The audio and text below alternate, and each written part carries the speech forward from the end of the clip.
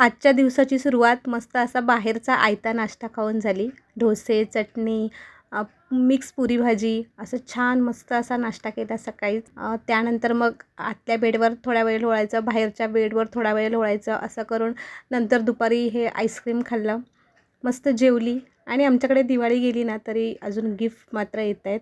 हे छान असं मस्त गिफ्ट आलेलं आणि तेही स्पायसेसचा गरम मसाला आहे याच्यामध्ये.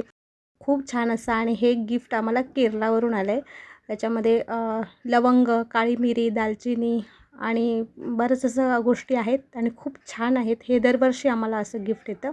त्यानंतर हे आहे दुसरं गिफ्ट. यामध्ये आहेत सगळे सुकामेवा म्हणजे काजू, बदाम, पिस्ता आणि खूप छान आहे, चांगल्या क्वालिटीचं आहे.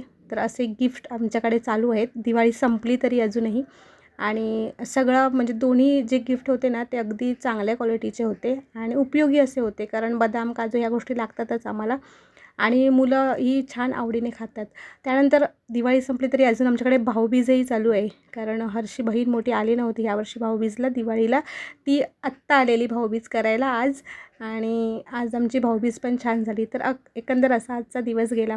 चला तर हा मिनी व्लॉग इथेच एंड करते. तुम्हाला आवडला तर मला नक्कीच कमेंट करून सांगा.